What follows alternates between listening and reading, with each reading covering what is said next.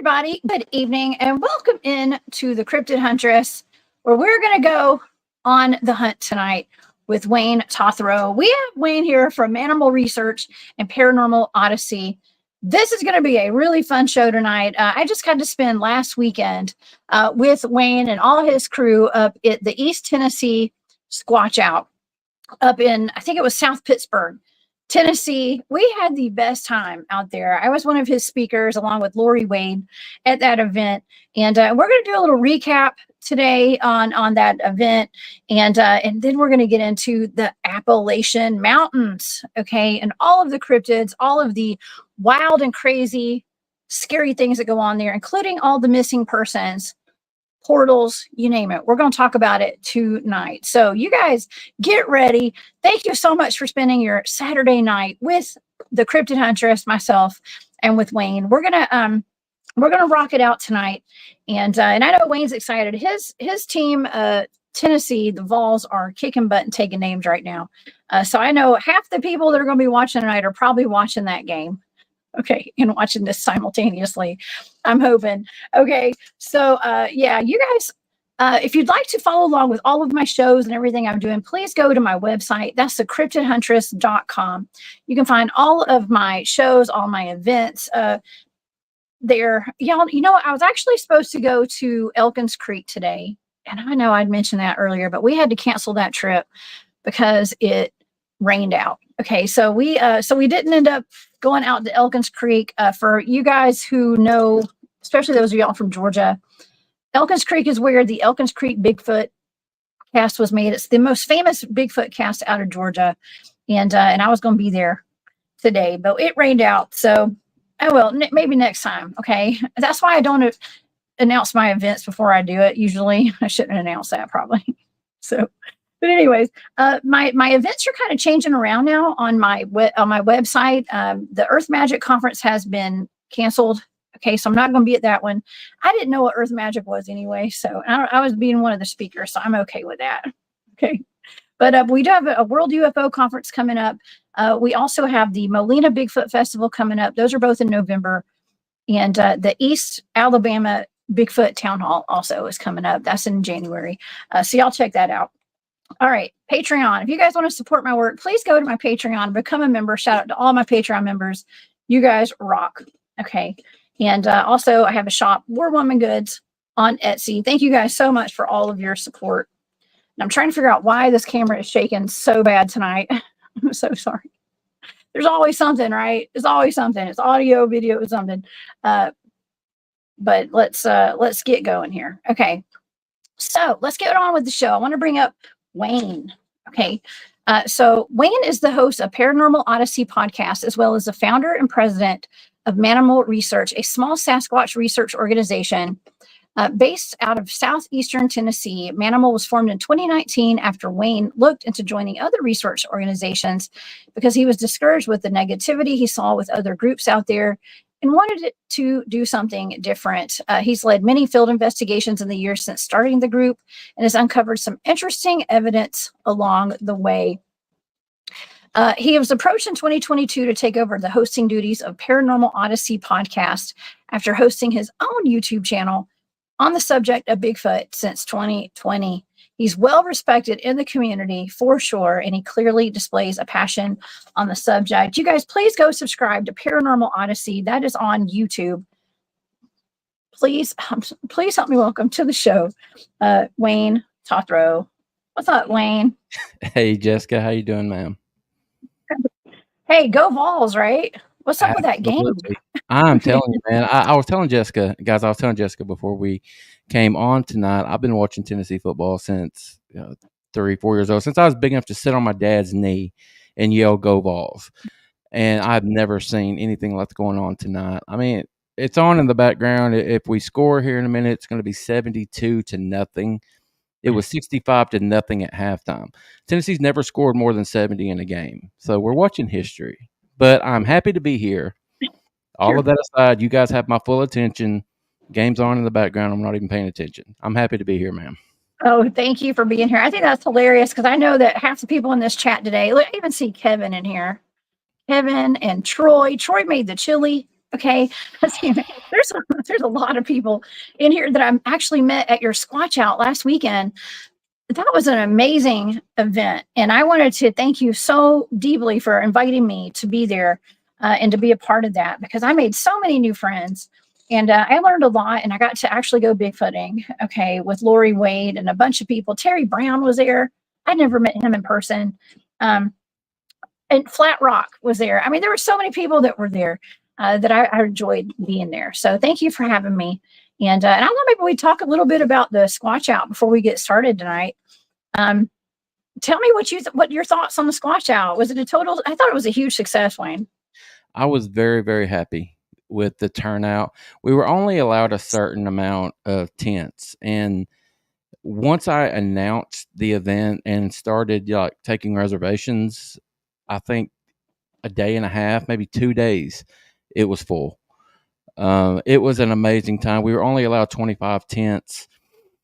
It surpassed everything that I was expecting. It was a great, great time. You did an amazing job with your talk. I mean, you ladies only had like 45, 50 minutes, and it seemed like you talked for 10. People were just hanging on to what you were talking about, the portal stuff you were talking about. I'm still amazed. I still want to talk to you about that. I know that there's stuff that you can't give up about the location. There we are. Mm-hmm. About the location where all that happened. So I can certainly respect that. But yeah, it was so amazing. You were a huge hit. Lori was a huge hit. And it makes me excited for future events. People are calling for us to maybe do a second one every year. So we're looking into that. Oh yeah, I got some pictures of I was got to go up there and speak on the stage, and I love that stage. I mean, it was a beautiful venue. That's Lori and some of the guys out there on the kayaks and the canoes, and of course I had my kid there too. I brought Ben, Ben and was I know he was a ham. I know he was telling jokes and doing impersonations of all the Walking Dead characters, and God knows what else he was doing. I'm not sure. Yeah, I don't even know. Ben probably don't want us talking about it He because probably doesn't. he is away from mama and being free for a He little. was he was probably being real tough. Okay. But I wanted to show the audience this picture. I mean, the venue of this place is just gorgeous. And we had fire pits. That's the stage right there with all those nice comfy chairs and just tucked away in the woods. So I just thought that was a wonderful location, a wonderful event for Bigfoot enthusiasts. And most of the people there actually were boots on the ground field investigators, right? Yeah, yeah, absolutely. And we did a show on Paranormal Odyssey last night. Tiffany, my producer slash co-host over there. I wish she could have came, but she lives in Virginia, so that would have been a haul for her. But we did a kind of a recap last night over on our channel. If you guys missed it, ask you please go over and check that out. But we had a couple of the guys on. We had Kevin and Troy on last night to talk, and I'm at a loss. What I always talk about with these events, especially the Squatch Out, is just this community. You know, it speaks so much to the kind of people that are into this big hairy creature. You know that, and people get mad. Some people get mad at me for saying we don't know exists. I believe they exist with all my heart. I believe I've seen one. I know you say you know that they exist. Most of us in this field do, but science hasn't come on out and recognized it yet. But the people that follow this subject and go out and look, they have such huge hearts. I've said it 100 times. I'll say it again. They show up and they show out. They come ready to have fun, ready to spend money, ready to just. And I'm talking about the location. I don't know how much money Sasquatch Farm made off of the people that were there. It's just a good time. And I tell everyone, my event, especially the Squatch Out, we don't get together and put this event on to find a Bigfoot. There's enough of those kinds of things. Mannimal Research, my organization, we go out and we do that. The BFRO, they hold big outings. They go out and they do that. The Squatch Out is for us to just get together and hang out and talk and have fun. You're free to go out. and do night hikes, day hikes, investigations. You do all of that you want.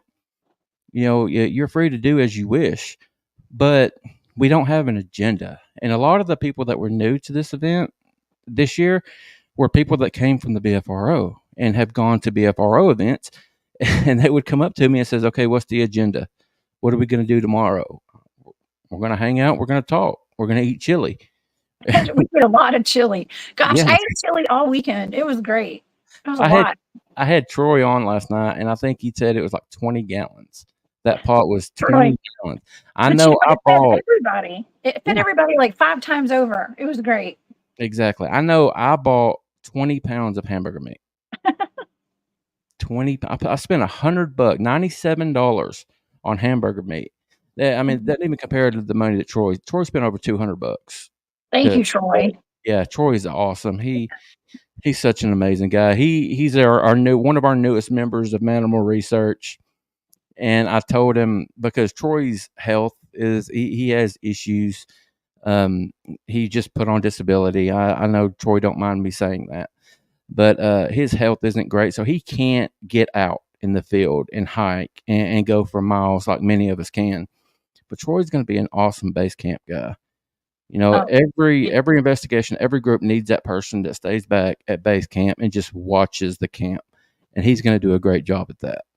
Okay, I got to tell Troy this. I'm sure Troy already knows this, but a lot of the times when we're out in the field, there's more activity that happens at base camp when we're gone out hiking at night than happens to us when we're out hiking and doing our Bigfoot stuff. So I prefer to stay back at base camp now, not because I don't like hiking, but it's just because we get more activity there when everybody's gone at night. So just be aware of that.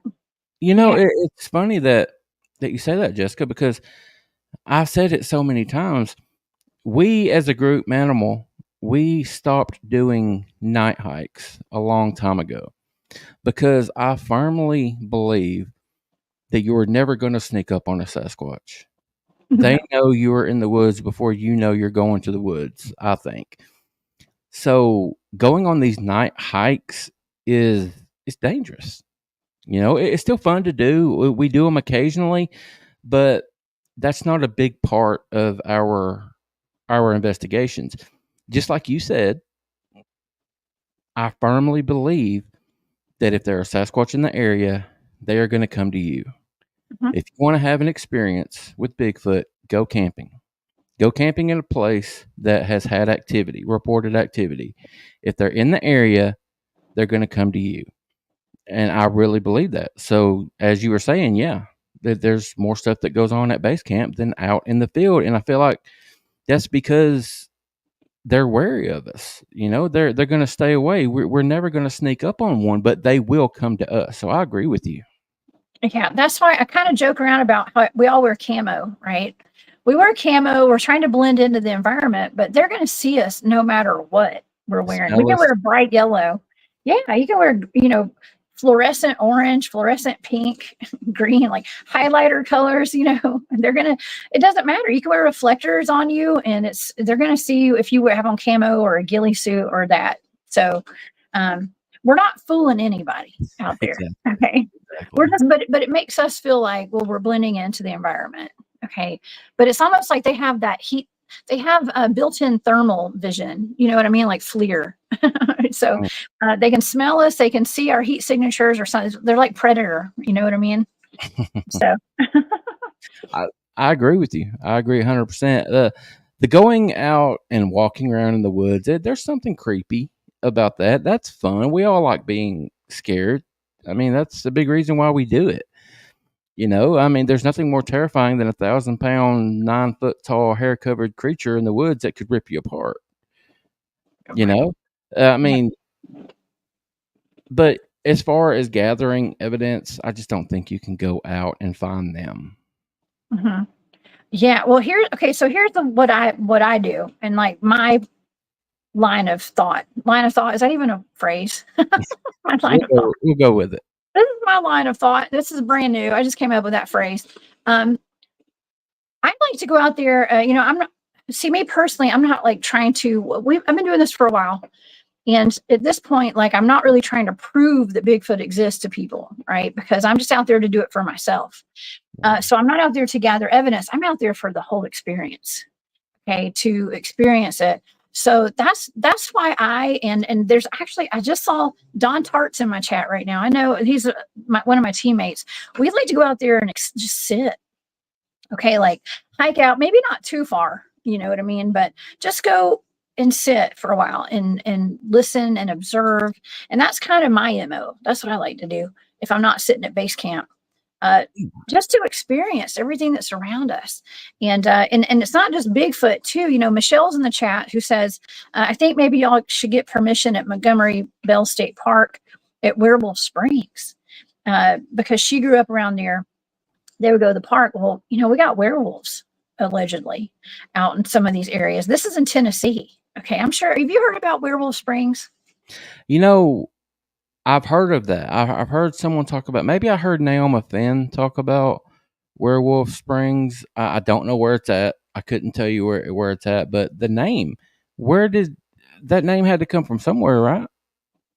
Well, it's in a park out there, and where I did a show on this not too long ago, but I've been talking with some of my team about going there. We've actually thought about it. I think they said you have to hike in, like, they said, I think it's 10 miles, which is way too much for me. I did a 5-mile hike and camped, and that was a lot. Okay. 10 miles is even more.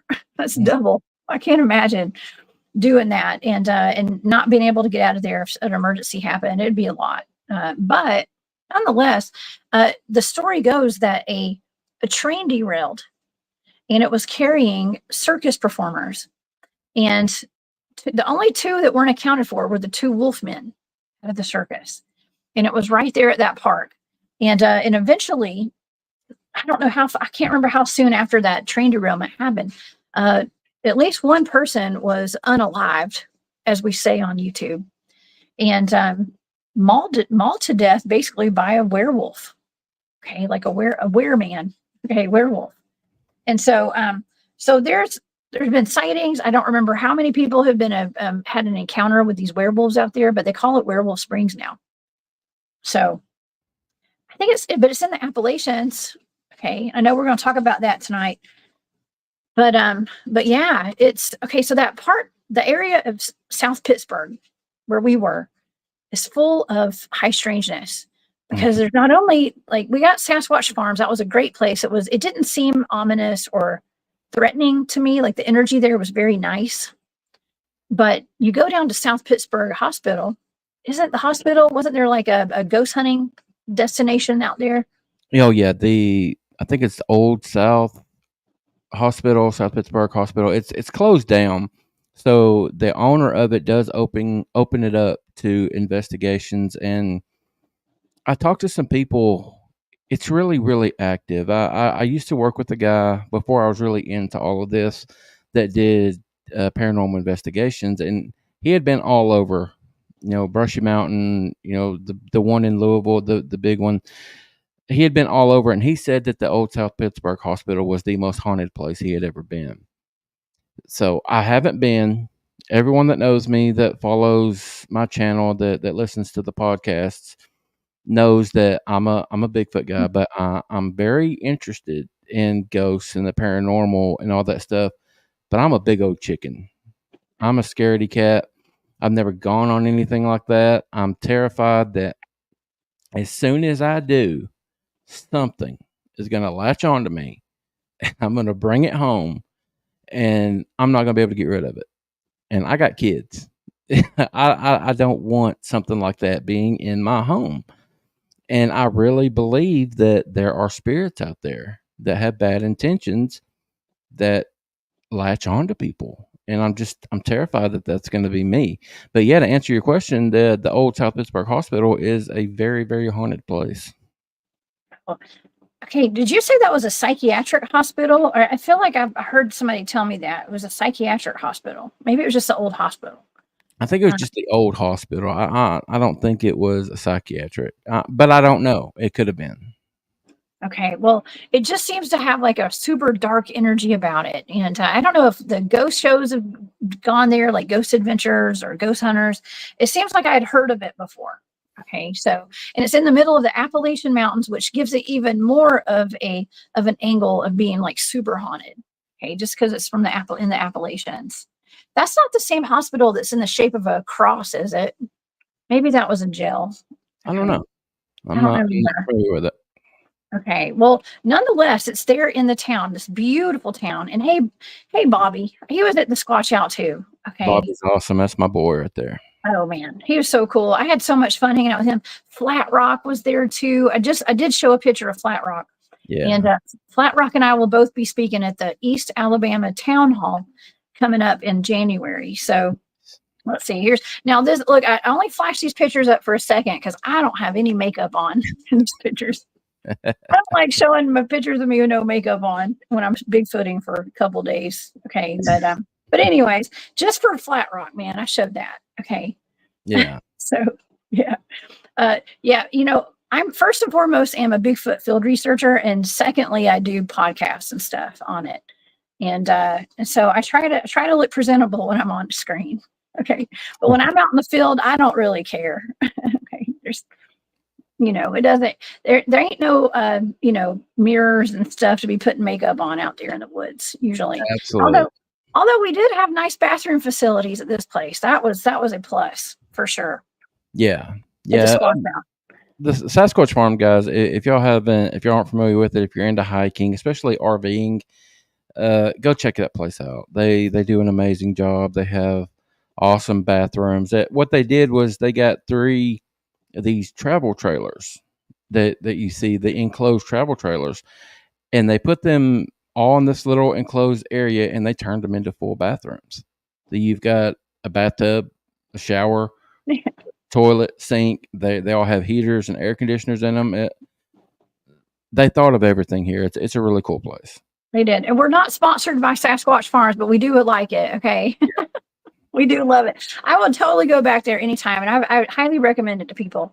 And Troy says, and okay, this is a wonderful reminder. Okay, because I on my channel on these shows, I talk very often about Oak Ridge Labs, and Troy says it's not far from Oak Ridge, and also what else is in East Tennessee are some of these unspecified animal attacks where people have died from packs of wild animals or packs of dogs.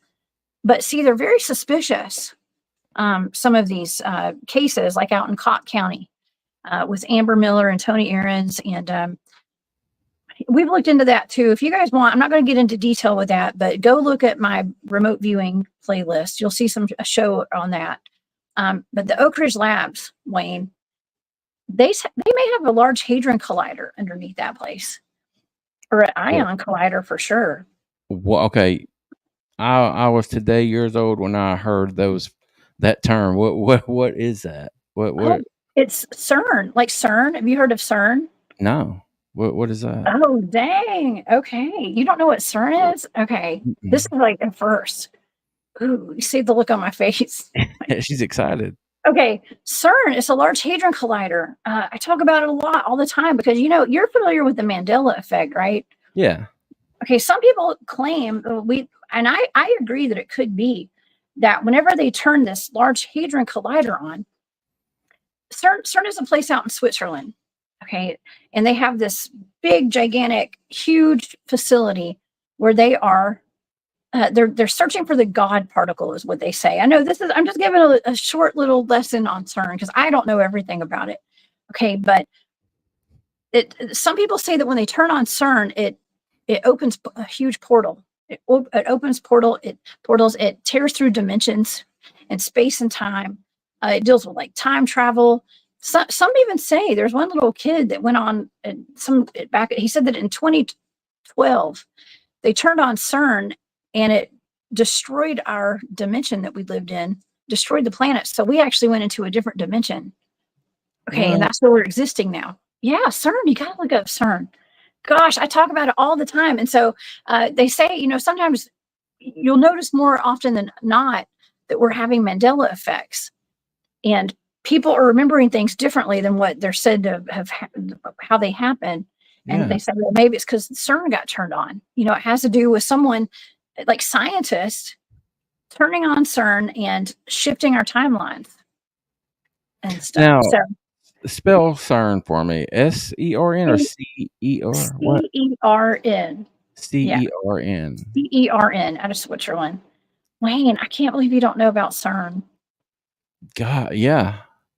Wow. I mean, my mind is just blown right now. I can't wait to look into that. That's amazing. Okay. Well, here's the thing. So we're told that there's one hadron collider, one large hadron collider. Well, then it turns out like we're getting all these reports that there's large, I'm going to say large hadron colliders, but in Oak Ridge Labs, they actually did work on the Manhattan Project there. And that's where they were creating, I think it was atomic bombs. Okay. And I know someone personally who worked there. Science Bob used to work there. Okay. One of the guys who comes on Spaced Out Radio pretty often. Y'all know Science Bob in the audience. So yeah, there's a whole lot of interesting stuff about it. It is run like I think it's kind of military type of operations or something. I don't know. But underneath there, they work with CERN on a project called ALICE, and I think the acronym stands for a large ALI, a large ion collider something. Okay, ALICE. So, anyways, so they say that some people believe that they're opening up portals right there. Okay, opening up portals, and things are coming out of them. Creatures, entities, and this is in smack dab in the middle of the Appalachian Mountains, Wayne. Right there in Tennessee, not too far from where we were. Thank you, Troy, for reminding me about that. There in last weekend. Well, I mean, I don't even know what to say right now. This is all. I'm so interested in all this.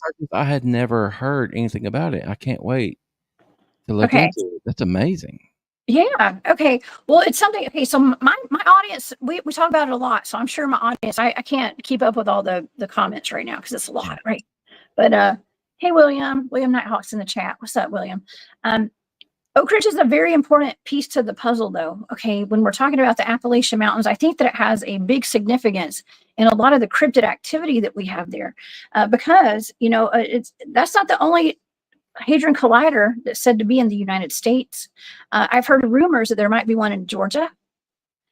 Someone said put the number out there of like 30,000 of these things all over the world. Maybe even I'm talking about thousands of them in the United States underground. Okay. It's you gotta wonder why. Like, what are they doing? Are they really searching for the God particle, which was something?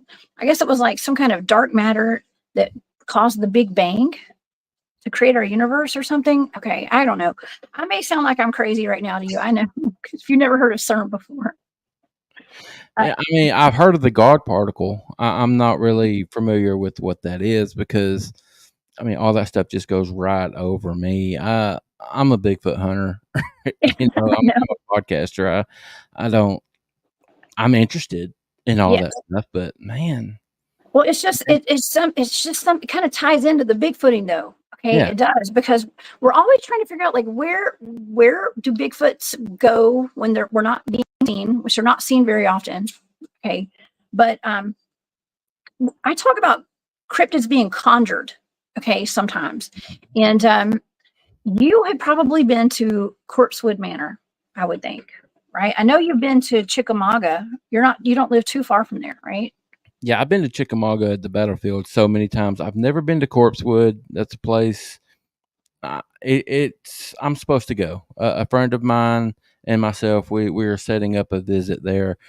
Members of my group have been and had some crazy experiences, but no, I personally have never been. But Chickamauga battlefield, I've been many times. Okay, well, I am a firm believer. I have done some remote viewing of that area and that land. And, there's a backstory to like Corpsewood Manor where there was like ritual stuff going on there and the satanic rituals. Yeah.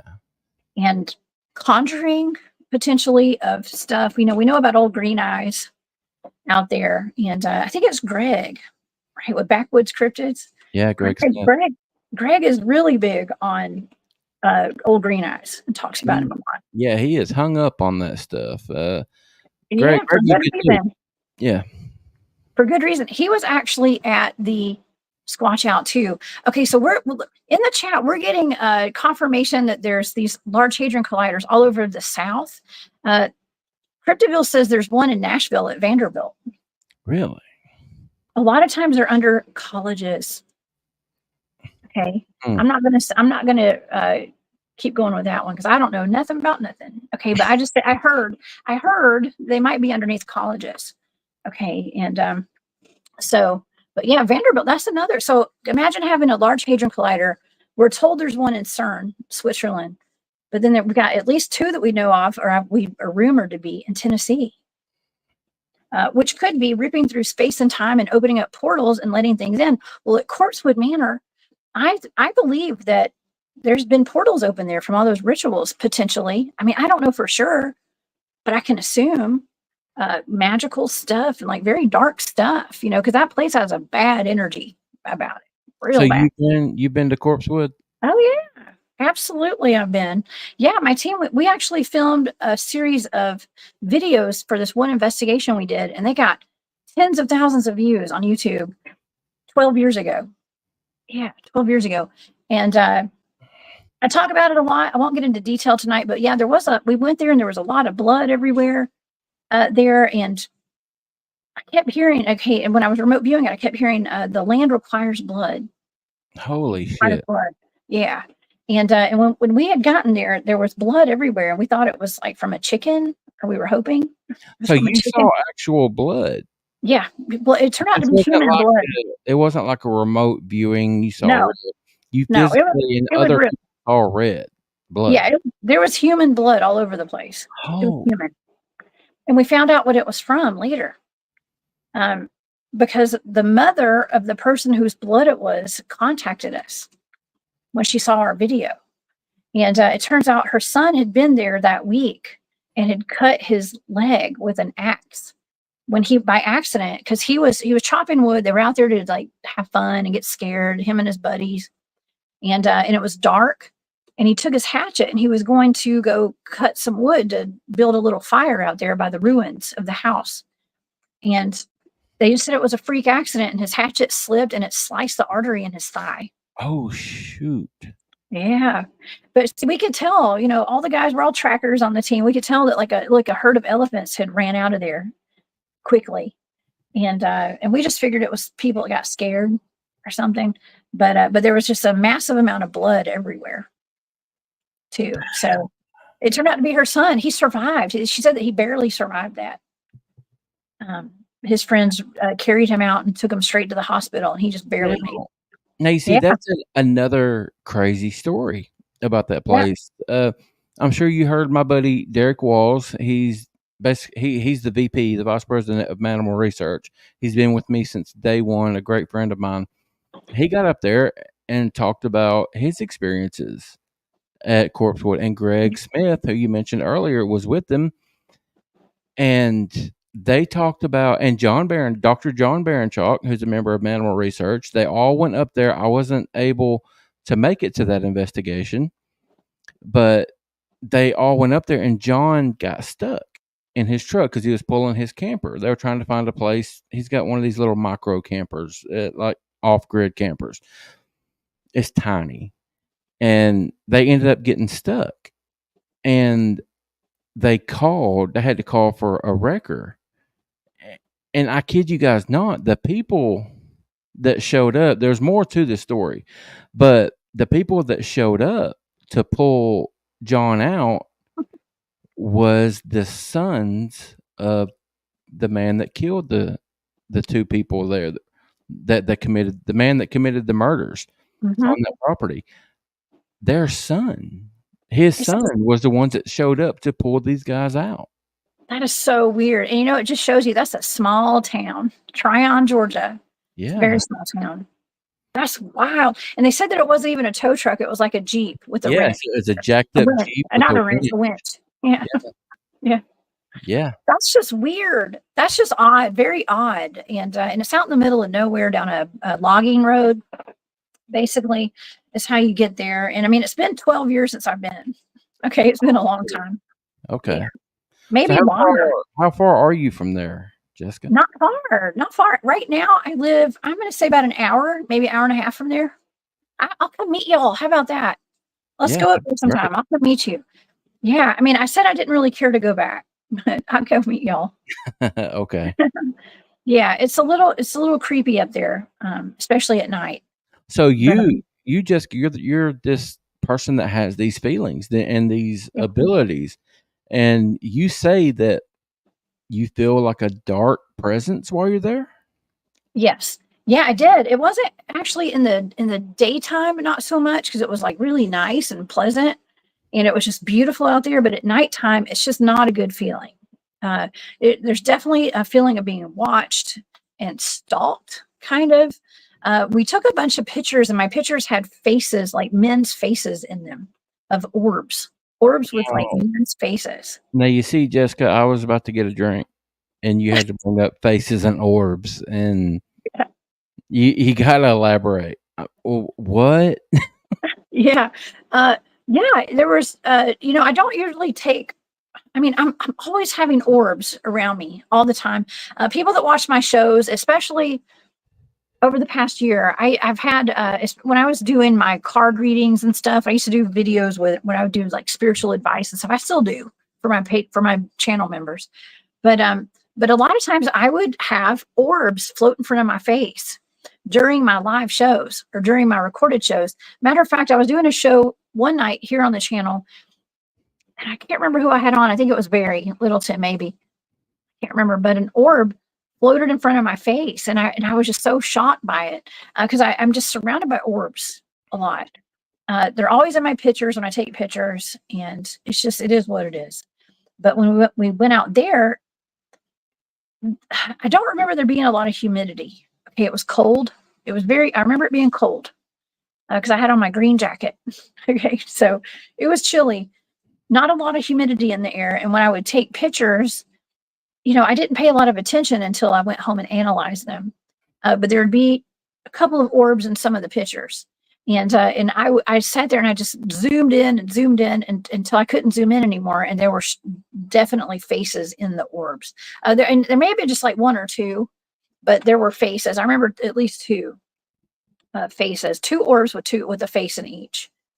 Yeah, like men. One had a mustache, I think. Yeah. So what do you think about the orbs? Well, I think there's a lot of different types of orbs. Okay, because I'm into the ghost stuff. Okay, that's how I got into Bigfooting, was doing being interested in communicating with the other side. Yeah. Okay? And having a lot of people close to me pass away, and so I wanted to explore everything. I'd seen ghosts.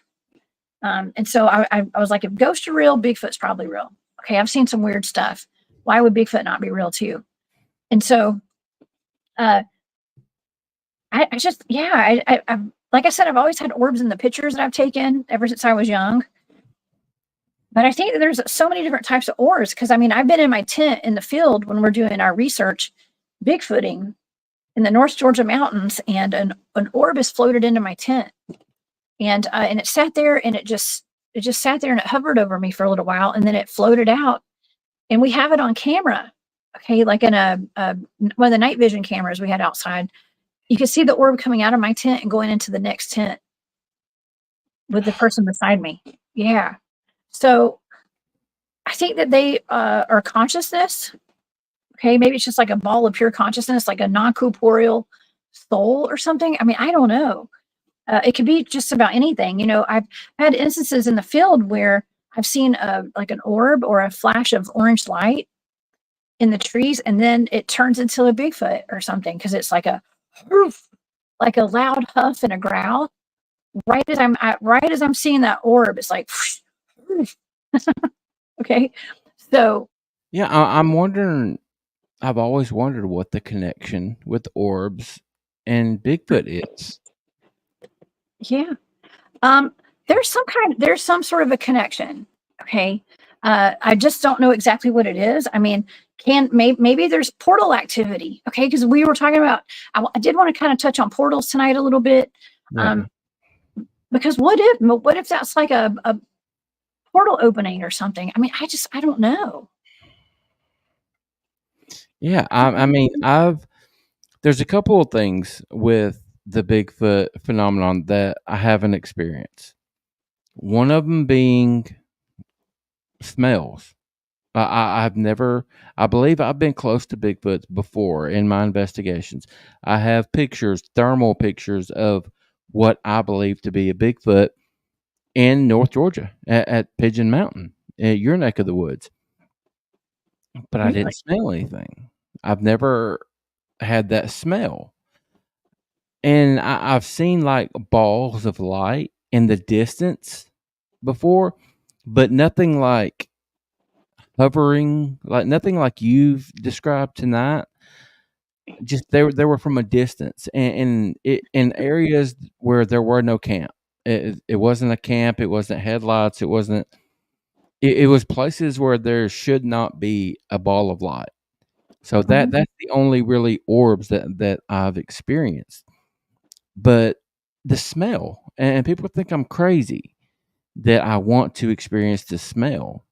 Have you experienced the smell, Jessica?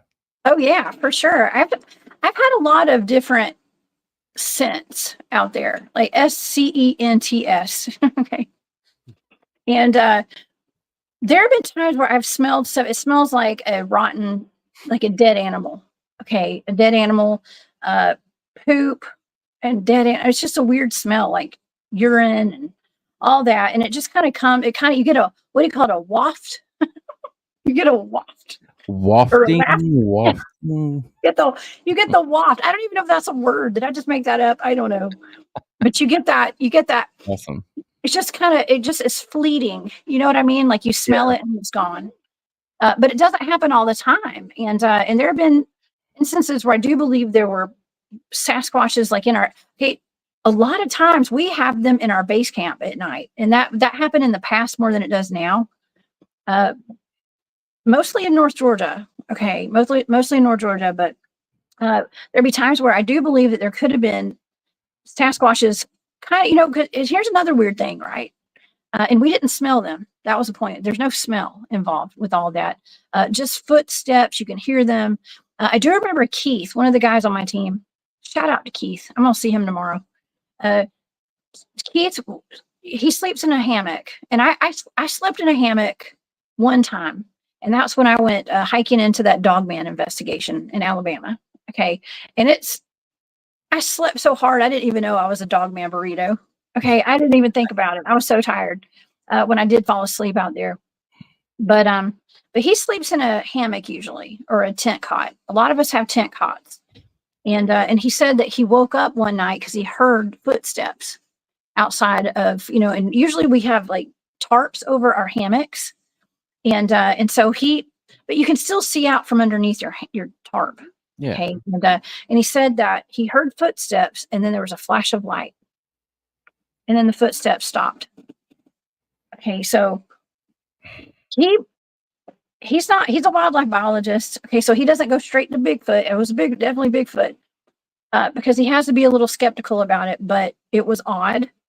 And he believes it could have been a Bigfoot, but it just disappeared when the flash of light happened. Okay, it's like it all went away. So what was that? I mean, it's almost like the reverse of what I saw or what I experienced with the flash of light and then a huff and a growl.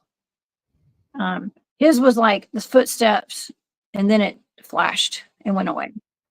So is there some kind of weird supernatural thing going on? I mean, what do you think about that?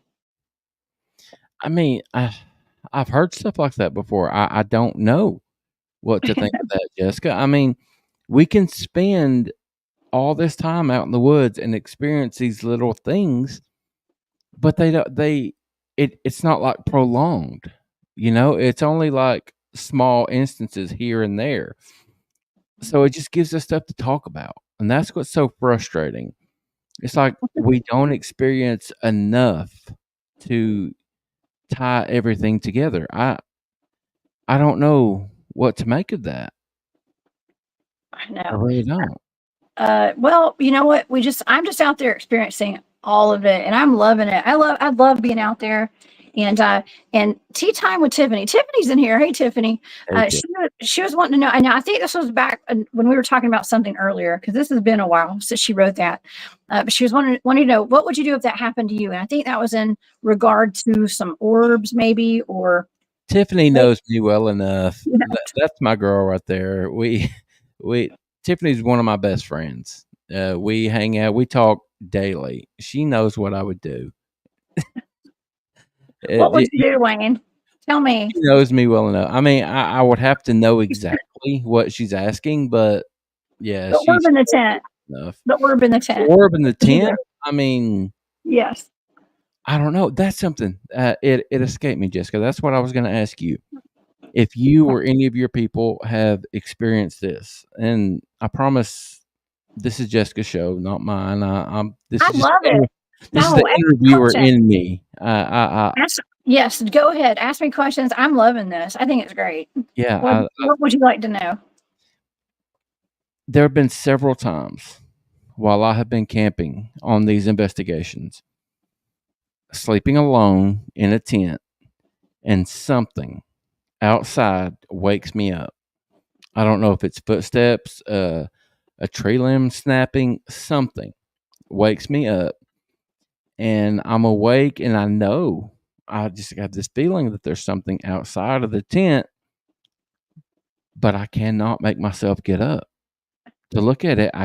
As bad as I want to, and I just can't. I always fall back asleep.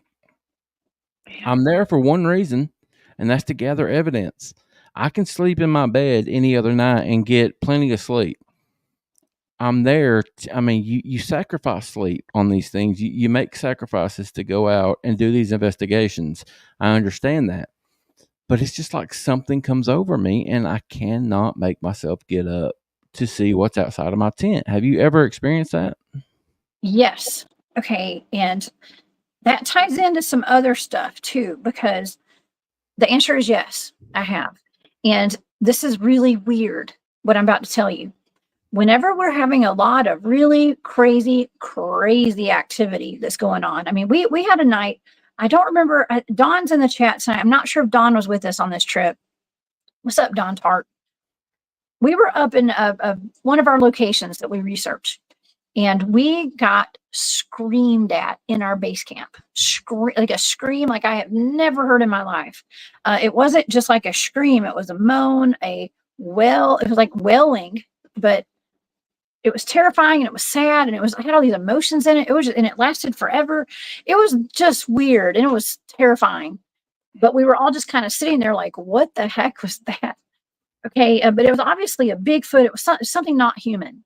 It was something non-human is what it was. And we heard it run. It screamed and it ran as it was screaming behind my tent, of course.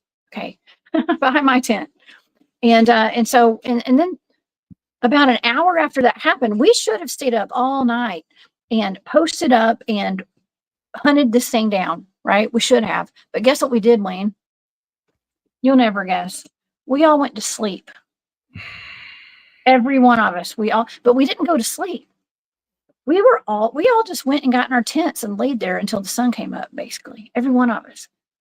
But we don't, to this day, but it made so much sense then. But when we would think about it, we're like, that made no sense. Why do we do that? That's not like us. Okay, yeah. At least one of us should have stayed up all night. But I think we all were awake because we were all kind of whispering to each other because our tents got pelted with acorns and rocks all night. Really? Yes. And the head of my team. Okay, so this is funny. I was in I took my big tent. It was like a 6-person tent, and I was in there by myself, and I have a cot. And I used to put my cot in the middle of my tent so that a Bigfoot can't poke me at night through the side of my tent. That's just smart. the way I roll. Okay. But this night I was like, I don't get scared very easily, right? I'm not scared, but I'd push my cot up to the side of my tent so I was closer to the tent beside me so they could hear me if I screamed. And I remember in the middle of the night, we were getting pelted with rocks and acorns all night, and they weren't coming. You could you could hear the acorns fall from the tree down, like the trajectory was going down. These were going, pshing, pshing. They were being thrown like vertically. Is that vertical, I guess? Horizontal? I don't know. They're going this way, horizontal, right? And so you could hear it pshing, like whizzing past the tent and hitting the tent. So we knew that they weren't coming from the sky. They were coming from something throwing them all night. Not a single daggum one of us got out and checked because we knew what it was. We knew it was that creature that had screamed at us. But we were just like we were just laying there. Like, I mean, yeah, I had my hand on my gun in case I needed to shoot something. Yeah. I'm not gonna lie. I mean, we were prepared if something happened, but we just didn't move all night. Like, we all just stayed there in our tents. And at one point, the head of my team goes, I heard him whispering. He goes, "Remember, we all do this for fun." And I'm just like, I was dying. I mean, I honestly, I didn't sleep until the sun came up. And I think I heard somebody unzip their tent right when the sun came up to get out to go use the bathroom. And even that person waited till the sun came up to get out of his tent. Okay.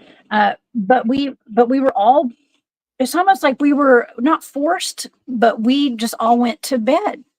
And that happens all the time. It happened a lot back when we first started. I started doing research. When the going gets tough, we all go to sleep. And it just doesn't make any sense. Okay. So, that happens. It happens. If that answered your question, it's not uncommon. I think that it's some kind of energetic thing. And I don't know if it's our bodies doing like I want to say a fight or flight kind of thing. I don't think so. I think that there's some kind of, it could be some sort of infrasound that they're putting off, some kind of energetic force that's like hypnotizing all of us to like go to sleep or go lay down and not get up. You know, stuff like that is what people in mainstream science hear and they scoff at. Like, these people are crazy. But there's something to it. I've talked to enough people, enough credible people to know that there's something that we just can't explain going on. Everything you just talked about. Yep. I have no explanation for it, but I believe you. I believe that it happened because I've experienced it myself. I have been out in the woods looking for Bigfoot and hear something and not been able to respond. Yeah. I don't know what, there's something beyond.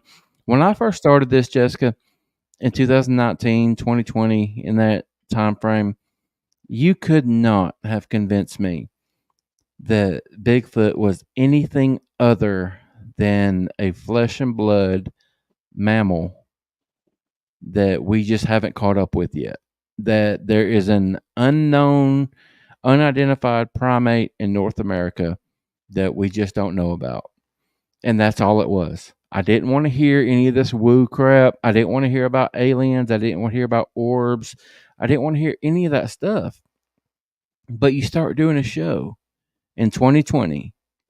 You start talking. At this point, I've talked to hundreds, if not thousands of people that have experienced something. And there's just something weird going on. I mean, you're doing a huge disservice. We are doing a huge disservice to this community, to this subject, if we don't open our minds and accept that there are things going on that we can't explain. That's right.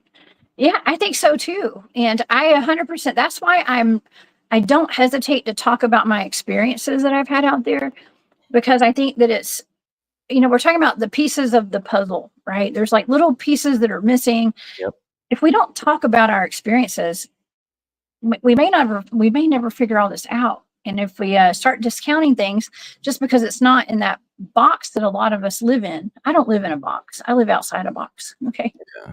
Oh, and I know you do too. We think outside the box on stuff. But it comes from talking with other people who've experienced this kind of stuff too. And T Biddy 911, thank you for that super sticker. I love that. Thank you so much for that. Awesome. Thank you. Adolf is in the chat. Okay, Adolf is in here. If I can find his comment, I just lost it. Adolf has been on the show. He lives out in California, and he and his two friends went camping in the mountains in California some time ago. I think it was like in the early 2000s. I think, can't remember, Adolf. But they went on just a camping trip, and they had a possible abduction experience with aliens. Okay, and there's actually a documentary, a fantastic documentary called 10/11/02, and it's about the night that happened, and it's so worth watching. Okay, and talking about. I love it. Thank you for being here, Adolf. By the way, but one of the first times that I went on a Bigfoot expedition, I had missing time.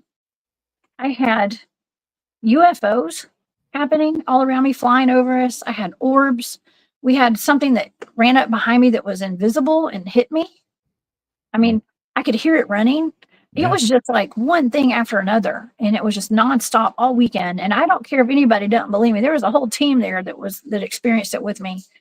And it's just something that you can't explain it. Okay. But it's all tied into Bigfoot. Okay, so that's how I started out Bigfooting. But I was told at the end of that trip to start studying alien abductions, Wayne, because I might have been abducted by aliens that weekend. I mean, imagine how crazy that was for me. It was wild. The whole missing time thing just fascinates me. And I feel like people that have missing time, there could be some type of abduction going on with that, because I mean, missing time, you step into a portal, I don't know, a time lapse, an abduction. How else do you explain? You're driving down the road, it's 1 o'clock, in the next instance you look at your clock and it's 4 o'clock. Where did those 3 hours go? You hear that stuff. Yeah. Okay. Actually, not too far from where you live, there's a town called Rome, Georgia, and that's not too far from. Dr. John Baranchuk lives in Rome. Yeah, my family's from there. Part of my family, and my great grandmother and my great aunt lived there. Okay, for a long time. My great grandparents lived there. My grandpa, whatever. My whole family, a lot of them. My mom. But there was one point in the 1980s, my great grandmother and my great aunt were driving down the road on a highway in Rome, and super, very religious ladies, very religious, and Christian. Okay, never talked about to the day they passed away. I don't think they ever attributed any of this to aliens. Okay, but I did, but they didn't. They had a light that came down over their car in Rome, Georgia. And the light came down over their car. They said that they looked up and their whole car was enveloped in this light that came from the sky. The next thing they know, they're 20 miles down the road. And it was an hour later or more than that. And they don't know how they got there. And they don't know why they were so far away. It was just in a split second. And they attributed that to angels taking them out of harm's way. Really? Yeah. And they never talked about it. And I had to ask them about it one day. And they told me, but they said it was angels. Now, of course, I'm like, oh, they got abducted by aliens. Okay. But that's not how they interpreted that. What happened? It was missing time, though. And that's, that whole area of Northwest Georgia is very anomalous. A lot of weird stuff going on up there. But yeah, I just think a lot of this stuff is connected. And that's why I like talking about the portals and even the Corpsewood Manor and the battlefields and the blood and I think that the blood, people do rituals, whether you believe in it or not. There are people out there doing the magic. There's satanic groups, they call that devil worshippers mountain up there for a reason. And they're conjuring stuff. They believe they're conjuring stuff. And maybe that could be why there's so many Dogman sightings in that area. Now, where do they call Devil Worshippers Mountain? That's Corpsewood Manor. Oh, they call that Devil Worshippers Mountain. Those guys were into that stuff. They were. Troy, thank you so much. Troy in Tennessee, great show. Troy, I'm a new subscriber. Thank you, Troy. And Troy makes the best chili, a huge, gigantic pot of chili. Troy makes the best everything. Saturday morning, Troy and I went camping at the LBL for his birthday back in January of this year, and he taught me how to make an omelet in a bag. And I made it at the camp out at the Squatch Out, and it's just the easiest, the best way to make an omelet. It's awesome. You crack the eggs into a freezer bag, and you put your cheese, whatever meat you want in there with it, and you seal it. It has to be a thick, good freezer bag, and you put it in boiling water. What? And yeah, That sounds 15 good. minutes later, you take it out, and you have an omelet that was cooked in this bag, and it's phenomenal. Troy, we went to the Smoky Mountain Conference, Bigfoot Conference this year, and Tiffany, Tea Time with Tiffany, my producer, her and her husband Zach, and myself, and Troy all got a cabin on 5 acres up there in Gatlinburg, and Troy cooked this barbecue that was just out of this world. We invited several of our friends or followers and stuff that we all came and hang out at this cabin on Saturday night of the conference, and Troy fed us, and it was amazing. Troy, I'm bragging on you, buddy. You're the best. Troy needs to do. Troy, if you don't have your own YouTube channel, I don't know if you do or not, but you need to do like some cooking videos for in the field cooking. Yeah. We need that. I love that tip. I mean, I'm always looking for pro tips when it comes to, cooking. Lately, I've just been taking like bratwurst and just cooking those, and that's it. And I'm like, I'll just eat bratwurst while I'm out camping. Saturday, I used to get fancy with my cooking, but I don't anymore. Yeah, Saturday he made a bunch of us hobo dinners, and it was just on a bunch of coals. He spread out a bunch of coals on the ground and put these aluminum foil with the food in it on top of the coals, and fed like 10 of us. He's really good. Really, he was a scoutmaster for like 10 years, so that's where he picked up all this stuff. Man. All right. Well, Troy, I need some cooking tips from you. We need to do a show just on cooking in the field. I'm not kidding. Yeah. Like, I'm not kidding. I think a lot of people would tune in for that. I'm just saying, you should do it on your channel. I do it on. I don't care. We need some good cooking tips out in the field. Troy is the perfect one to have on for that because he loves it. He really does love to cook for people. Oh my gosh. I love that.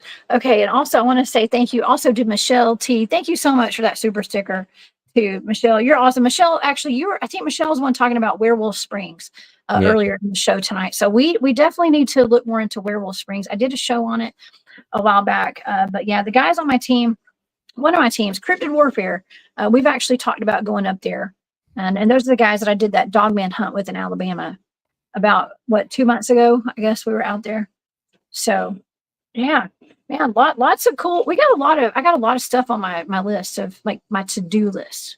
Yeah, we got to get together. You got to show me some of these places in North Georgia, and we need to get together on a real investigation and just go out and get into some stuff. Yeah, for sure. Well, I did tell Greg with what is he? Is it Backwoods Cryptids? I think is what Greg's group is. I told Greg that we would come up for there's an old Green Eyes Festival. Yeah. Coming up. So I told him I'd go. I want him to take us up there where old Green Eyes is spotted and stuff. So I'd like to do an investigation with him sometime up there too. So maybe we can all meet up. It's a good kind of center point. You know what I mean? Like it's a halfway point between where you live and where I live. Absolutely. So that area. Yeah. But that area, it does need to be researched some more because there's something going on there, and I do think it does have to do with all of the bloodshed there. I really do. Oh, you're probably right. Yeah, I mean they say 34,000 men died over 3 days right there, and that's a lot. That's a lot of people. Senseless killings, in my opinion. Absolutely, okay. It really is. It really was. Yeah. A lot of trauma, and the land holds all that trauma. That's why it's so dark there. Okay, that's why it's so dark, I think. And it doesn't help for all these like rituals going on there now.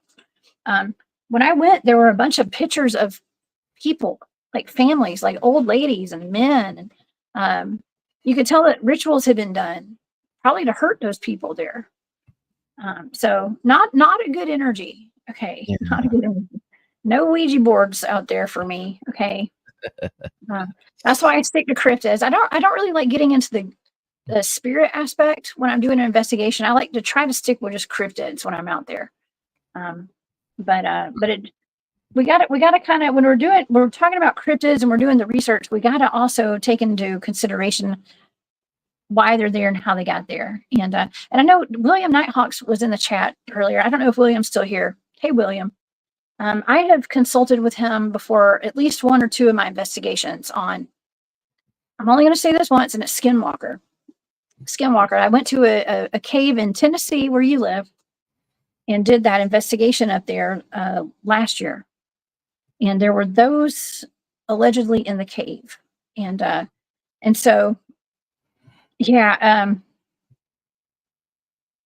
he's told me, okay, and he says it's on his channel. He has a channel called Nighthawk High Strangeness. And Eric's in here. Edie Testerman, what's up, Eric? I see Eric in here. Hey, he and William do a show every weekend together on that channel. They'll have one in the morning around 11 o'clock Eastern, by the way.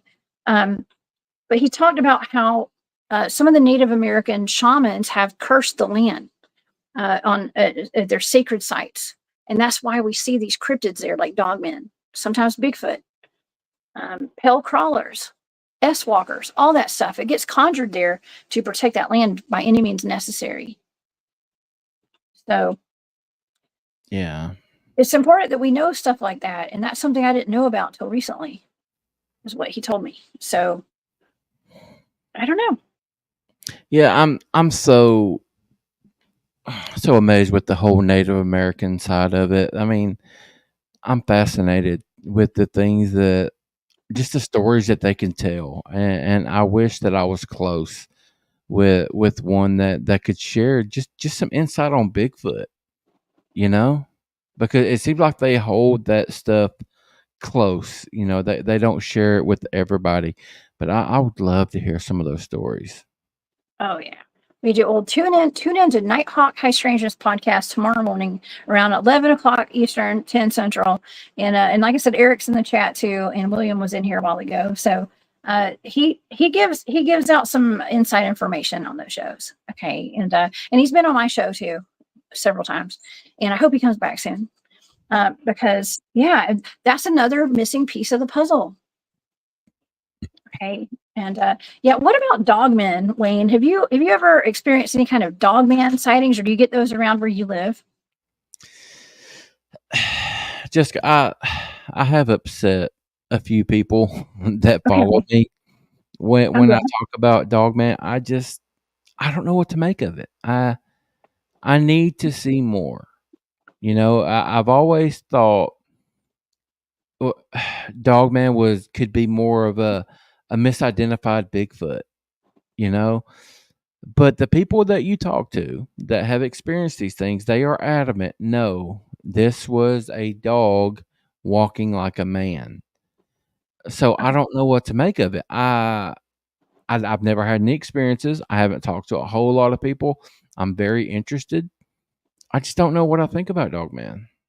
I know. I was the same way too. Okay. Because I have not, I can't say I haven't experienced a Dogman, because there's been a time or two where I'm not sure what I was experiencing. Yeah. And it very well could have been a Dogman, but I'm out there doing Bigfoot research. So, but everything's not Bigfoot either. Okay. So it's not all Dogman. It's not all Bigfoot. We don't know what it is unless you see it. You don't really know exactly. But there are, okay, so we have all these different types of Bigfoots. We have at least 4 types that have been identified. And even though they're cryptids, us cryptid researchers have identified 4 different types, categorize them. And there is one type, the type 3 does have a long snout, or it has a snout on it, like a long nose. Yeah. That could be, I mean, I don't know. Some people think they're all the same. A type 3 is a Dogman, basically. Some say it's just like a snouted Bigfoot, though. So I think they're different, though. I mean, because look at this, Wayne. We've got all these different types of Dogmen out there, too. Yeah, I've seen this. That's a lot. That's a lot of different types. So yeah, put that back up, Jessica, if you don't mind. Sure. Don't that Type 3 variant 1, don't that look like a Bigfoot? I mean, it does to It me. does. It does. Yeah. I had to kind of change the angle I was looking at. Yes, it does. And the It does. type 3 variant 3 looks like a monkey. It does. How do you call that a Dogman? I don't know. I think there's a lot of gray area. Okay. And I don't think anybody knows for sure. No, there's no such Nobody thing knows. as an expert. No. Not in this field. But that's a pretty good representation of what people have been describing, though. Okay. Yes. And from all their experiences. So, and we can't really discount it either. You can't discount it, but also, and a lot of the pictures that people show, when I bring my friends on, or not even my friends, when I bring, everybody's my friend. Okay. Let me backtrack a little bit. Everybody's my friend. But like, when I say my friends, like people I research with. Yeah. Okay. But I bring people on that I've never researched with too. Okay. On my shows. And people know I'm not the kind of show where I show pictures of red circles and blurs and stuff. Okay. I just don't. And nothing against it. Okay. I just don't show it. If I don't see it, I don't show it on my show.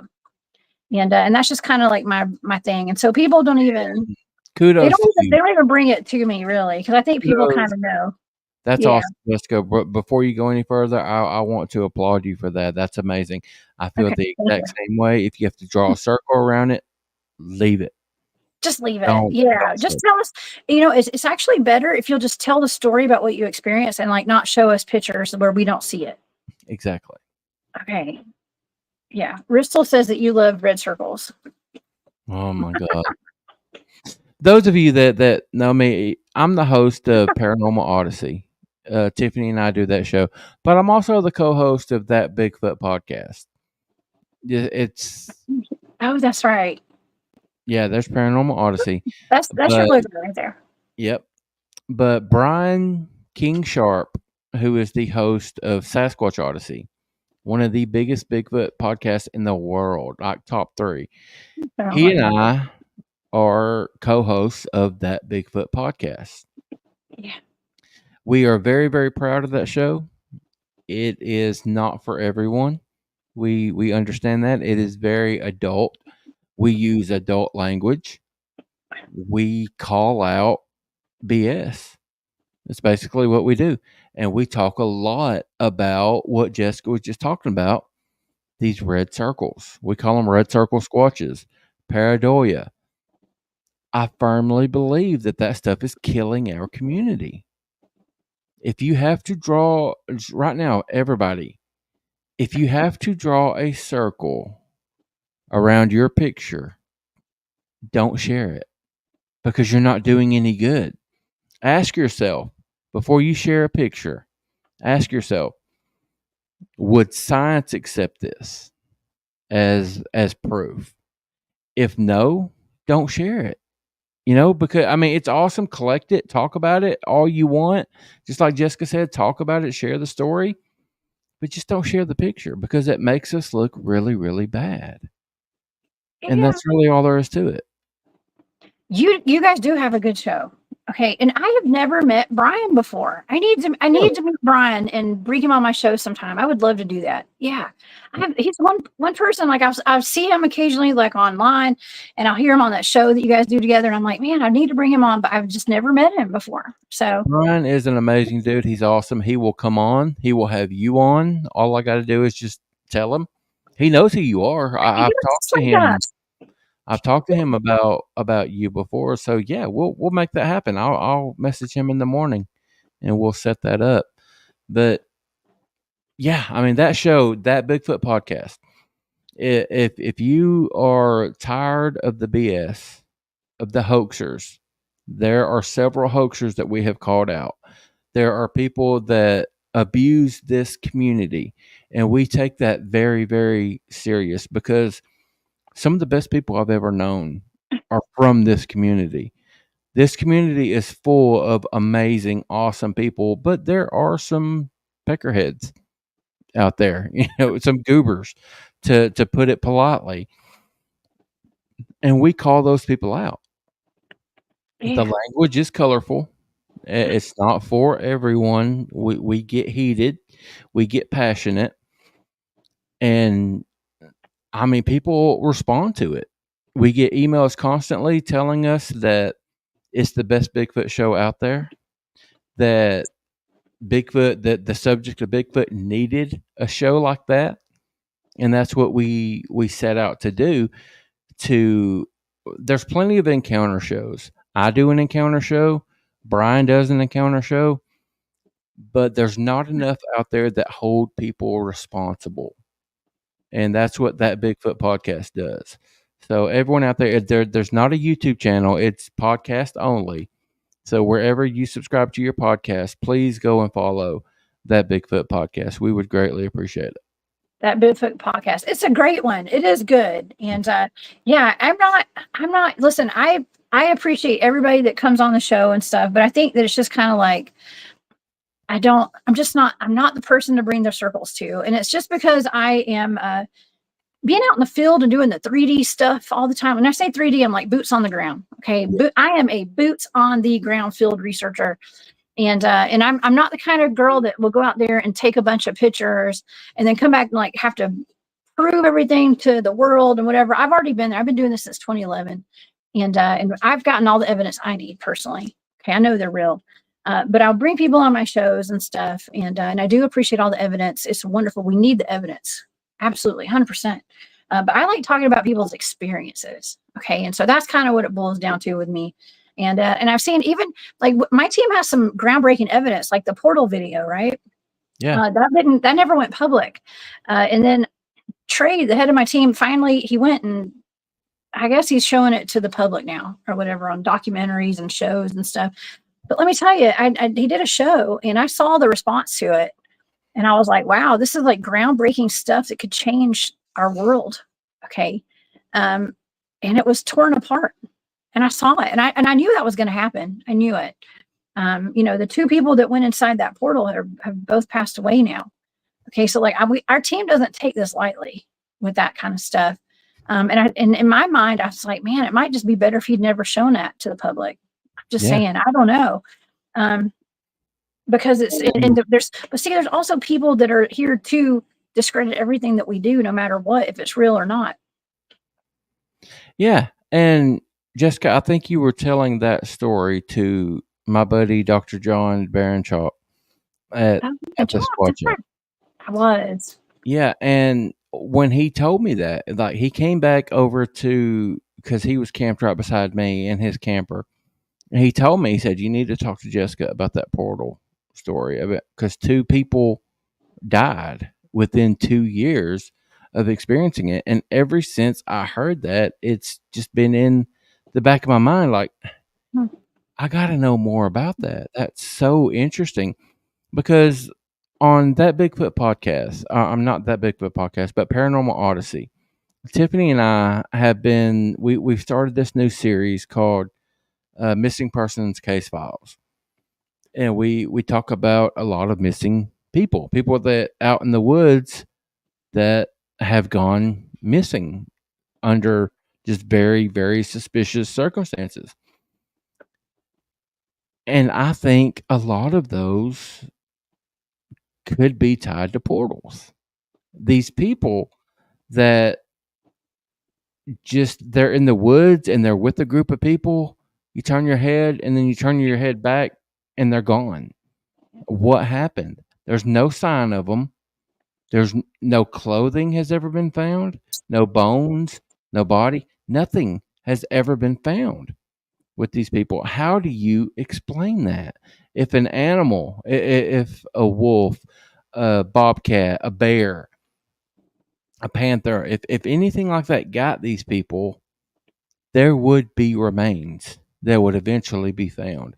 But I'm talking about like Tom Messick. That's a very famous one. He was an elderly gentleman, but he was a military guy. He was hunting with several other people. They went, I think, 40 yards into the woods. They were 100 yards apart. And then the younger people went around and were flushing deer to them. They all had guns. They all had radios, like walkie-talkies. Tom Messick was on the end. He just vanished. No one has ever seen him. He had a radio. If he was in trouble, he could have pushed that button to get help. He could have fired his rifle. Nothing was ever found from this guy. Wow. So it just fascinates me that if you're walking through the woods and a portal opens up and you walk through it, where do you go? I mean, you go to a different time. Is Tom Messick alive and somewhere else in a different dimension, a different time that he can't get back to us? I don't know. That stuff fascinates me. I can't explain it. And when I heard that you had 2 members of your group that possibly experienced a portal and then died within 2 years, I got to hear more. I want you to come on my show, Paranormal Odyssey, and share that and some other stuff, because I want to know more about it. Yeah, it was longer than that, actually. Bob just passed away this year, actually. So it was that 5 years, I guess, when Bob passed away. So yeah, it's devastating. And also, there's some other people on the team who have gotten some health problems that could be related to radiation as well. Let's just say that were there that night. So yeah, it's very important that we do look into stuff like this. Yeah. When it comes to that. Now, Puck Elf, thank you for that super sticker. I appreciate you very much. Very much. That means a lot to me. Jay Sticker has an interesting point, because I think that you were in the chat saying this before, James. Okay, it says that wasn't a portal, that was an Osso cube trap. And that's a good point. I'm not exactly sure exactly what an Osso cube trap is, but my point is that we're not positive that was.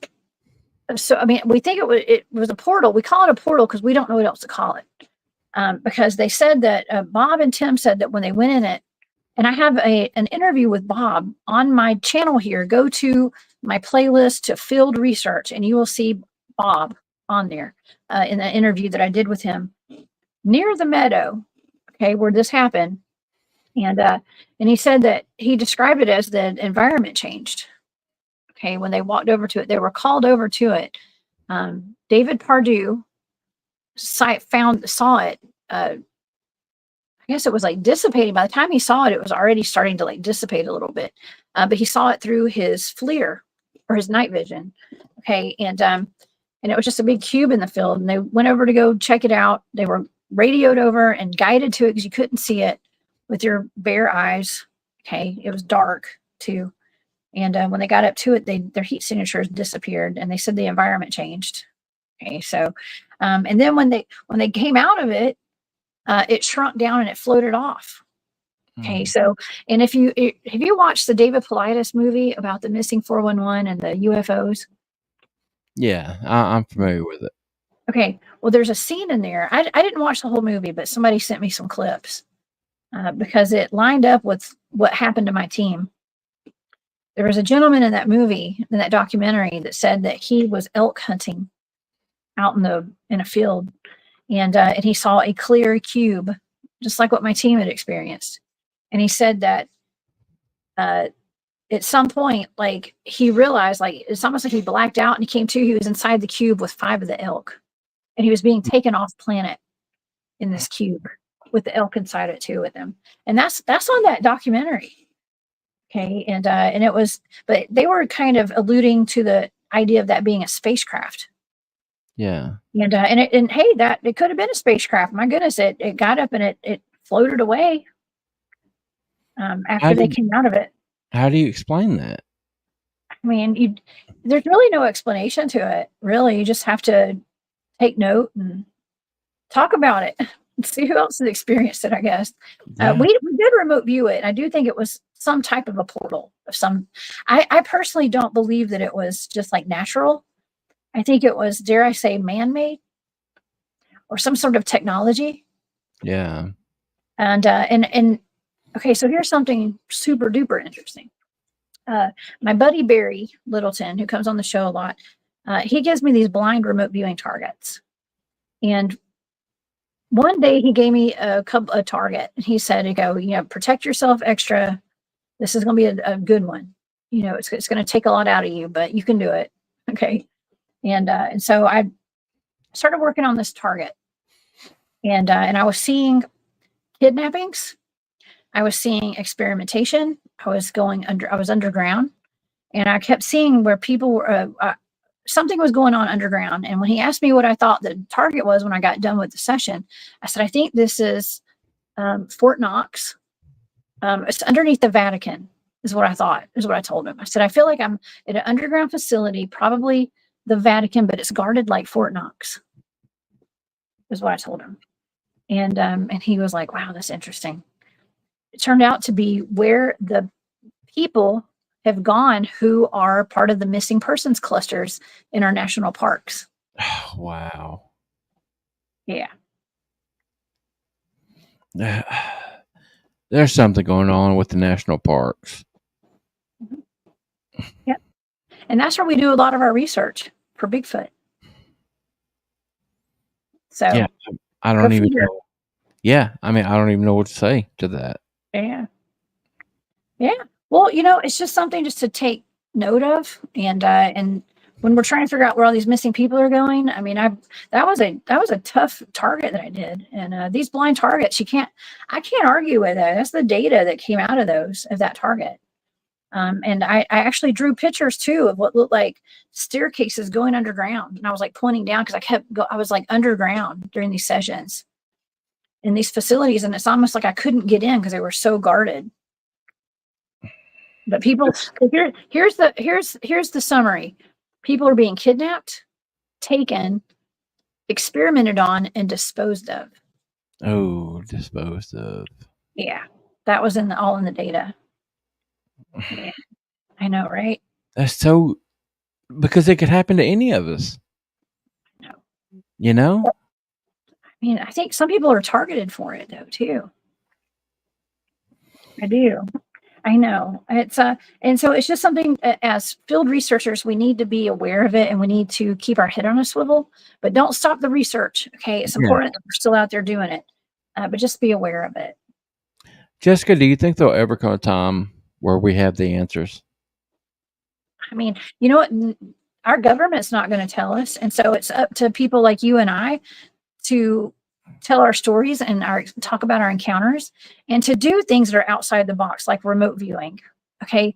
And the fact that I have the skill set to do it, and I do it, I mean, it's one way to get answers. Okay. It's not conventional, but I don't know. I don't think that anyone of authority is going to ever tell us the truth about it. I just don't. No. We have to be the disclosure. Yeah, I mean, you look at the UFO stuff, the government is finally starting to admit that they've known stuff is going on. Do you think that it'll ever come to that with Bigfoot? I mean, I don't know if I want it to at this point. I know it sounds terrible. It's like, it's not that I don't want it to. I mean, just to acknowledge it. It's sometimes, and I hate to say this because, like, I want to know the truth too, right? I mean, I'm trying to find the truth here. But I mean, would that be more of an endangerment to the Bigfoots, do you think? I mean, I don't know. If we could all live peacefully together and stuff, yeah, absolutely. But when you admit that they're out there, more people are going to go try to potentially even hunt them down or something, So I don't know. I wish that there was full disclosure and everything would be nice and happy and there'd be rainbows and sunshine, when it comes to it. But Bigfoot's hide from humans for a reason. Okay. Yeah. And, what is that? What is that reason? I mean, if the government is hiding it, why? I don't believe that it's to protect the lumber industry. I don't think that for a second. I just can't come up with a good reason as to why the government would know about these things and hide it from us. I can't understand it. Well, because they've been hiding it for so long. When Teddy Roosevelt created all of our national parks and designated all that land, I'm pretty sure he knew about the Sasquatches. We've talked about that on the show before. He knew. It's almost like this was a safe haven for them, potentially, all the national parks or something. Um, who knows? With all the cave systems and all that stuff. That's an interesting thought. Mm-hmm. Yeah, maybe he created that with them in mind. Yeah. But now, just like Digger Dog says here, Sasquatch and Bigfoot are being hunted. I've actually been, and that is potentially by our government or some kind of agency. I was sent a video, which was extremely sad. And I was asked, it was kind of like I was asked to not ever show it. Okay, I don't even have the video anymore, so I can if I wanted to. But it was a video of an infrared. It was like a thermal from a helicopter, and it was some military guys who were hunting down a Sasquatch. And I watched it up until the point where they were going to eliminate it. Let's just say, okay. And so I know they're doing that. I've been told that happens a lot, and it's really sad. But they know they're out there. I mean, they have a lot to do with it. I've been told that even with the Dogmen and the Bigfoots, there's not a single one that they don't know about. That's what I was told. But I don't know if that's true. But that's just what somebody told me. Yeah. It's all mind blowing. Yeah. We're not going to get to the answer to any kind of conclusion, I'm afraid. No, but it's fun going and looking for them, isn't it? It's fun. It is fun. We have a great time out there, and I had a blast at the Squatch Out last weekend. I mean, just good times, good people, and some of the Bigfoot field researchers, some of the best people you're ever going to meet. Okay, down to earth folks, and as a matter of fact, I might even be going to some more events now, just from some of the people that I met at your event. I've been invited to a couple of different outings now, so. Well, you're always welcome. Any of the outings that we do, I know Kevin and I. You met Kevin. Kevin's awesome. One of my best friends. He's a brother at this point. He and I are working closely to build Mannimal research to what we want it to be. I'm the father of a toddler. I didn't have her when I started Mannimal research. So these last 3 years, I've been playing dad, and I haven't been able to get out in the field as much, but she's getting older, and I'm able to get out more. So we're going to be doing a lot more stuff with Mannimal research. Anyone out there that is interested in joining our investigation team, I would love to talk to you. We are looking for more people. We recently signed up. We've taken like 4 new members since the Squatch Out, and like right before, my buddy Dan from Alabama, he is a member. David Zegan from Bigfoot Forensics, he was at the Squatch Out. I don't know if you got a chance to talk to him. Did you? Oh man, I actually have messaged with him since that event because I was supposed to be at Elkins Creek today, and it got rained out. So I was going to go down to an investigation down there. That's where the most famous Bigfoot casting out of Georgia came from, on Elkins Creek. And so there's a family that lives on the creek who's been having a lot of Bigfoot activity for the past couple of years now. So I don't know how long they've lived there, but I was going down today, and it got rained out. But he has that cast. He has the original cast right now, and he's examining it. He said, I don't know if it's the original. I don't know, because I think the original is actually at the city of Molina downtown, but I don't know. It's a little muddy there, but he said that he was getting the cast of that and was going to be examining it. So I have been in touch with him. I do want him to come on my show soon. Yeah, I need to talk to him. He's coming on my show, but nice. He's a brand new member of Mannimal Research, and I'm very, very happy to have him. He's a forensics guy. He does CSI stuff. He does crime scene investigations. He's a cop from above Atlanta, and I think Roswell is where he's at. Yeah, he's a detective out of Roswell. Yeah, he's a new member of Mannimal. We've signed a couple more. Troy is a new member. If there's anyone out there that's listening tonight, if you would like to get involved in getting out with Mannimal research and doing some investigations, please reach out to me. Wayne at paranormalworldproductions.com. I'm sure Jessica wouldn't mind sharing that for everybody. I've already got it right here, as a matter of fact. I typed it up before the show. Okay. Because I wanted to show off your t-shirts and stuff too tonight. And so yeah, Wayne at Paranormal Productions. Would you like to talk about your t-shirts while we got your email address up here? Yeah, I wouldn't mind, but just real quick, it's Paranormal World Productions. So.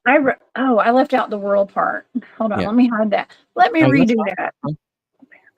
But yeah, that's my bad. Okay, world. All right, here we go. I got it corrected. Okay. Thank you. Sorry about that. That's fine. ParanormalWorldProductions.com is the best way to get in touch with me. And as Jessica was saying, we're taking pre-orders on our t-shirts through Mannimal Research. We call them Mannimal Gear. I sent Jessica some pictures. You did. Let's pull them up. They are fantastic too, by the way. They're really cool. We've sold several of them. Yeah. If you're into Jeeps, that one is really, really cool. Let me take this banner down real quick. Okay. I'm a little slow here. Okay, Mannimal Gear. I love that. Let's get the next one up. I really like this. I think this is my favorite right here. We sold more of those than anything else. Yeah. Yeah, that looks amazing. That's really nice. I like this one. I like them all. Hey, look at those toenails. That one I didn't know how it would go over. I just think it's funny. Because I'm a Bigfoot guy, I have a foot fetish. It's just a Bigfoot fetish, So foot fetish. Jagged toenails. Those look so messed up, but they're so beautiful at the same time. Yeah, if you can imagine a Bigfoot's toenails. Oh my God. Yeah, go into the pedicure place. It's they're gonna be talking about you if you got toenails like that. Yeah, I'm just saying. That one is pretty popular. But yeah, guys, if anyone out there watching this, if you would like a t-shirt, please get a hold of me at that website, or you can reach me on Facebook. Anyone that's watching right now, if you contact me wanting a t-shirt, they are $20 plus 5 shipping, so $25. If you contact me and tell me that you want one, and you tell me that you saw it on Jessica's show, I will give you the 10% off that we give only our members of Paranormal Odyssey. So an extra 10% off if you contact me, tell me which one you want, and you saw it on Jessica's show. I'll hook you up with that 10% off. So it's like $22. But that's amazing. Thank you for that discount for all the viewers tonight. That's amazing. Thank you. Yes, ma'am. Yeah. Okay, Wayne at Paranormal World Productions. Y'all, please go order some of those shirts from Wayne. It goes to a good cause. And Wayne, you're doing great work out there and really bringing the community together. It was interesting because I love Flat Rock so much. Flat Rock Woodbigger, y'all, was there, and I just I was so glad to see him and just a whole bunch of other people. I was glad to meet you for the first time, and just all the guys there, all the women. Lori Wade too. I had met Lori before, actually. I met her at the Alabama Bigfoot Conference. I see Lenita in the chat. Hey, Lenita, she's part of the Alabama Bigfoot Conference. Okay. But I got to see her, and it turns out I had actually bought 2 Bigfoots from her that she made 2 years ago at that conference. And I didn't put 2 and 2 together. I didn't realize that was Lori. Okay. Yeah, Lori's awesome. She's been the one helping me get this t-shirt thing up and going, because she goes to a bunch of festivals and sets up and sells. And so she's put me in contact with her t-shirt person.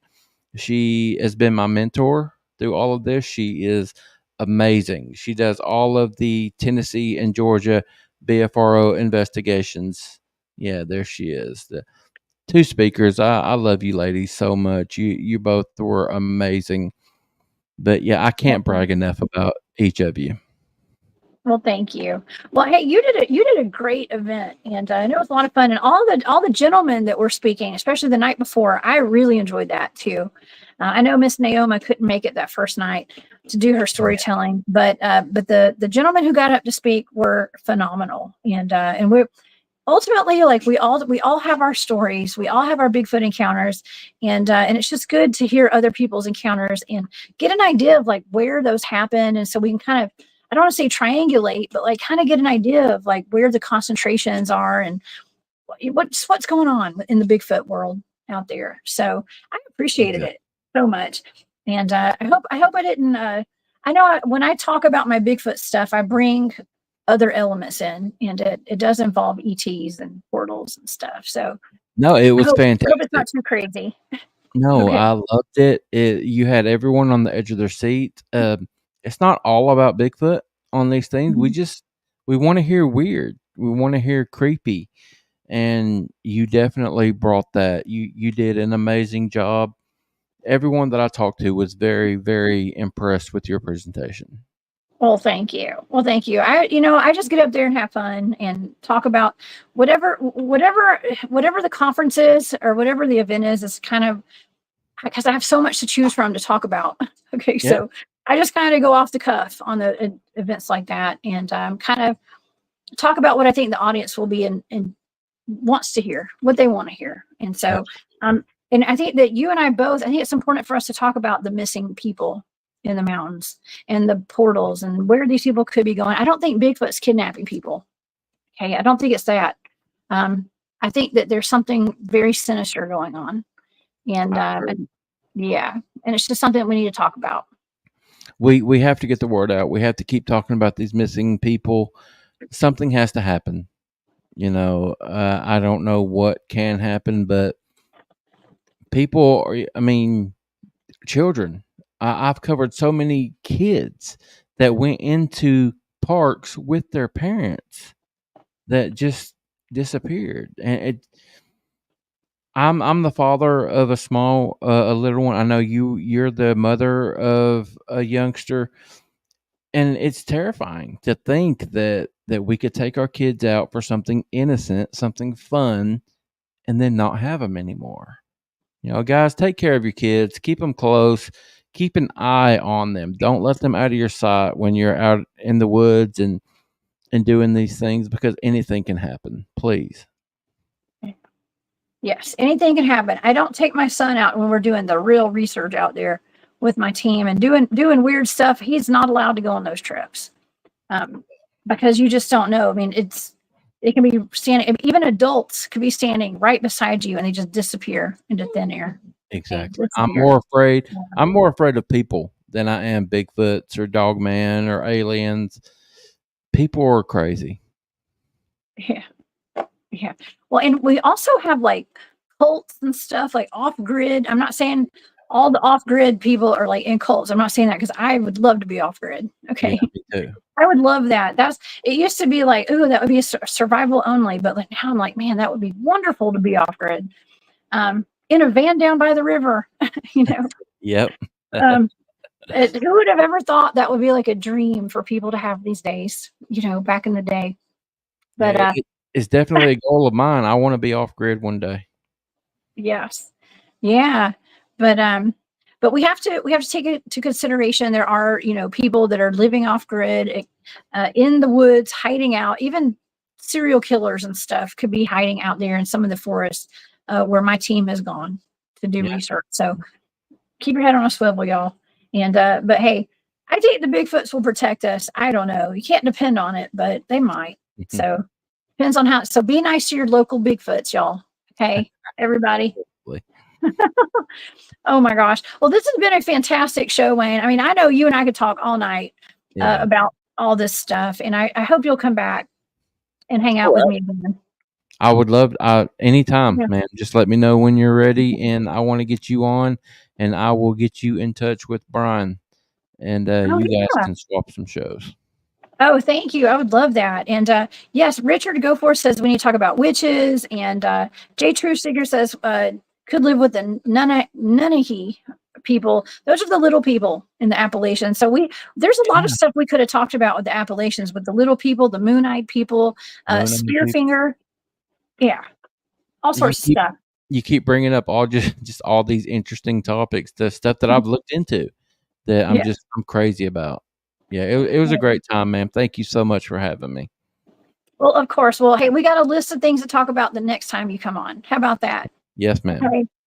Awesome. Okay. Well, this is awesome. I really enjoyed this, y'all. I hope everybody in the chat enjoyed it. And I hope everybody learned something tonight. I'm trying to think, what do we have coming up next? Oh, I guess Monday. I'm going to be back on Monday, y'all. And so come see me on Monday afternoon at 1 p.m. Eastern. In the meanwhile, y'all, please go to Paranormal Odyssey on YouTube and subscribe. And also your podcast. What is it? My Bigfoot story? I can't remember the name of it. Oh, well, I've got a couple. Paranormal Odyssey. Okay. I'm on YouTube and podcast. Anywhere that you get podcasts, Apple, Spotify, it's everywhere. And that Bigfoot podcast as well. You can find that at anywhere you get podcasts. Okay, that Bigfoot. Okay, I'm so sorry. No, you're fine. You're fine. I know the name of that. I just not typed it in, that Bigfoot podcast. And if you guys want to go follow Wayne on Facebook, you can join his Bigfoot group there. It's called Mannimal Research, on Facebook. And it's a great crowd. All the best people are up in there.